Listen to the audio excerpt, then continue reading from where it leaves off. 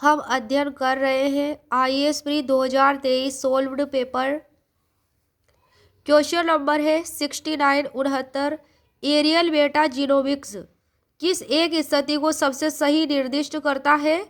किसी पर्यावास में वायु से डीएनए प्रतिदर्शों को एक बार में एकत्र करना, यह है इसका राइट आंसर। किसी पर्यावास में वायु से डीएनए प्रतिदर्शों को एक बार में एकत्र करना एरियल मेटाजीनोमिक्स की सही स्थिति निर्दिष्ट करता है। नेक्स्ट है क्वेश्चन नंबर 70 माइक्रोसैटेलाइट डीएनए किस एक मामले में प्रयोग किया जाता है? किस एक मामले में प्रयोग किया जाता है? तो प्राणी जात की विभिन्न प्रजातियों के बीच विकासपरक संबंधों का अध्ययन करना। किसमें? माइक्रोसैटेलाइट डीएनए में किस एक मामले में प्रयोग किया जाता है यह? तो प्राणी जात की विभिन्न प्रजातियों के बीच विकासपरक संबंधों का क्या करना? स्टडी करना। नेक्स्ट है क्वेश्चन नंबर 71 भारत के संदर्भ में निम्नलिखित कथनों पर विचार करो। कथन है कि सूक्ष्म लघु और मध्यम उद्यम विकास अधिनियम 2006 के अनुसार जिनके संयंत्र और मशीनरी में निवेश 15 करोड़ रुपए से 25 करोड़ रुपए के बीच है वे मध्यम उद्यम कहलाते हैं। सेकंड है कथन सूक्ष्म लघु और मध्यम उद्यमों को दिए गए सभी बैंक ऋण प्राथमिकता क्षेत्र के अधीन आते हैं। इनमें से कितने कथन सही हैं? कितने कथन, कौन सा कथन सही है? कौन सा कथन सही है इसमें से? तो इसमें ये सेकंड वाला जो है कथन ये सही है। सूक्ष्म उद्यम ऐसा उद्यम जहां संयंत्र और मशीनरी या उपकरण में निवेश 1 करोड़ रुपए से अधिक नहीं होना चाहिए। उद्यम और 5 करोड़ रुपए से अधिक नहीं होना चाहिए। 1 करोड़ रुपए से अधिक नहीं होना चाहिए उस संयंत्र, मशीनरी या उपकरण में निवेश। और उद्यम कितने का नहीं होना चाहिए? 5 करोड़ रुपए से अधिक नहीं होना चाहिए। तो सूक्ष्म उद्यम की बात हो गई। लघु उद्यम में क्या है कि संयंत्र और मशीनरी या उपकरण में निवेश 10 करोड़ रुपए से अधिक नहीं होना चाहिए। निवेश, इन्वेस्टमेंट 10 करोड़ रुपए से अधिक नहीं होना चाहिए लघु उद्यम में। और उद्यम में 50 करोड़ रुपए से अधिक नहीं होना चाहिए। निवेश तो 10 करोड़ रुपए से अधिक नहीं होना चाहिए संयंत्र, मशीनरी या उपकरण में जो लघु उद्यम के हैं। और उद्यम जो है 50 करोड़ रुपए से अधिक का नहीं होना चाहिए। मध्यम उद्यम की बात, जहां संयंत्र और मशीनरी या उपकरण में निवेश की बात है तो 50 करोड़ रुपए से अधिक नहीं होना चाहिए। और उद्यम की बात है मध्यम उद्यम के लिए तो 250 करोड़ रुपए से अधिक नहीं होना चाहिए। तो यहाँ जो है कथन के अनुसार कि कौन सा कथन सही है, तो ये पहला कथन रॉन्ग है। क्यों? कि इसमें जो मध्यम उद्यम है उसको क्या बताया गया है कि संयंत्र और मशीनरी में इन्वेस्टमेंट 15 करोड़ रुपए से कम नहीं होना चाहिए और 25 करोड़ रुपए के बीच में उसका उद्यम होना चाहिए। तो ये बात बिल्कुल ही गलत है, क्योंकि संयंत्र, मशीनरी या उपकरण में निवेश जो है 50 करोड़ रुपए से अधिक का नहीं होना चाहिए और उद्यम 250 करोड़ रुपए से अधिक नहीं होना चाहिए। इसलिए फर्स्ट स्टेटमेंट क्या है? रॉन्ग हो गया है और सेकंड स्टेटमेंट सही है। लघु, सूक्ष्म लघु और मध्यम उद्यमों को दिए गए सभी बैंक ऋण प्राथमिकता क्षेत्र के अधीन आते हैं।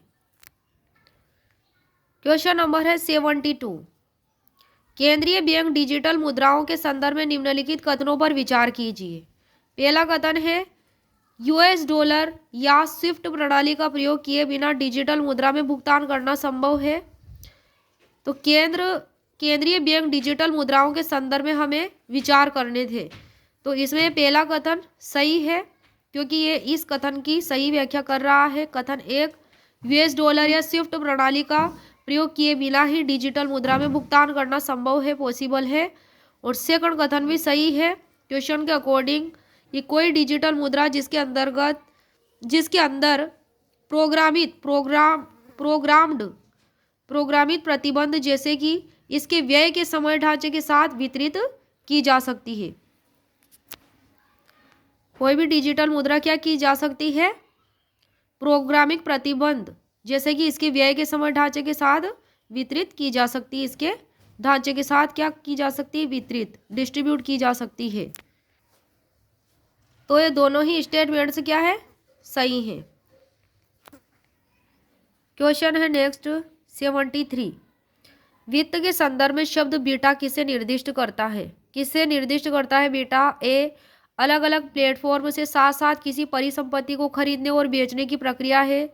बी, किसी पोर्टफोलियो प्रबंधक की जोखिम और प्रतिफल के बीच संतुलन लाने की निवेश कार्य नीति है। या सी में है, एक प्रकार का व्यवस्थागत जोखिम जो वहां उत्पन्न होता है जहां पूर्ण प्रतिरक्षा संभव नहीं होती है। डी, एक संख्यात्मक मान जो पूरे स्टॉक बाजार में होने वाले परिवर्तनों के प्रति किसी स्टॉक के विचलनों को मापता है। तो वित्त के संदर्भ में शब्द बीटा निर्दिष्ट करता है ऑप्शन डी को, एक संख्यात्मक मान जो पूरे स्टॉक बाजार में होने वाले परिवर्तनों के प्रति किसी स्टॉक के विचलनों को क्या करता है, मापता है। नेक्स्ट है क्वेश्चन नंबर 74। निम्नलिखित कथनों पर विचार करो। कथन एक, स्वयं सहायता समूह कार्यक्रम मूलतः भारतीय स्टेट बैंक द्वारा वित्तीय रूप से वंचितों को लघु ऋण प्रदान कर प्रारंभ किया गया था। सेकंड कथन है, किसी स्वयं सहायता समूह में समूह के सभी सदस्य उस ऋण के लिए उत्तरदायित्व लेते हैं जो ऋण कोई अकेला सदस्य लेता है। और तीसरा कथन है, क्षेत्रीय ग्रामीण बैंक और अनुसूचित वाणिज्यिक बैंक स्वयं सहायता समूह को समर्थन देते हैं। तो इसमें से ये दो जो कथन है ये सही होंगे और कथन एक गलत है। क्यों गलत है? कि नाबार्ड राष्ट्रीय कृषि और ग्रामीण विकास बैंक ने स्वयं सहायता समूहों को आगे बढ़ाने में महत्वपूर्ण भूमिका निभाई और वित्तीय सहायता दी थी। नाबार्ड ने इसकी शुरुआत कराई थी किसकी, स्वयं सहायता समूह को ये सहायता देने की, वित्तीय सहायता और ये सब। और यहाँ किसकी बात कही गई है, भारतीय स्टेट बैंक की, जबकि नाबार्ड ने दी थी सहायता, इसलिए ये रोंग है कथन एक, बाकी सब सही है।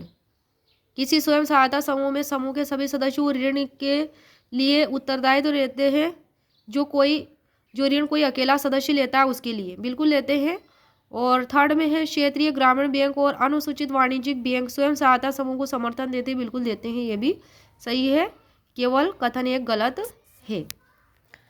नेक्स्ट है क्वेश्चन नंबर 75। निम्नलिखित कथनों पर विचार कीजिए। कथन, भारत की सार्वजनिक क्षेत्र स्वास्थ्य देखभाल प्रणाली सीमित निरोधक वर्धक और पुनः स्थापक देखभाल के साथ मुख्यतः रोगनाशक व्यवस्था पर ध्यान केंद्रित करती है। कथन दो, भारत की स्वास्थ्य देखभाल प्रदान करने के विकेंद्रीकृत उपागम के अंतर्गत राज्य प्राथमिक रूप से स्वास्थ्य सेवाओं को जुटाने के लिए उत्तरदायी है। कौन? राज्य प्राथमिक रूप से स्वास्थ्य सेवाओं को जुटाने के लिए उत्तरदायी है। इसमें कथन एक और कथन दो दोनों ही सही हैं, क्योंकि दोनों ही सही बातें बताते हैं। लेकिन कथन दो जो है कथन एक की सही व्याख्या नहीं करता है, दोनों अलग अलग कथन है।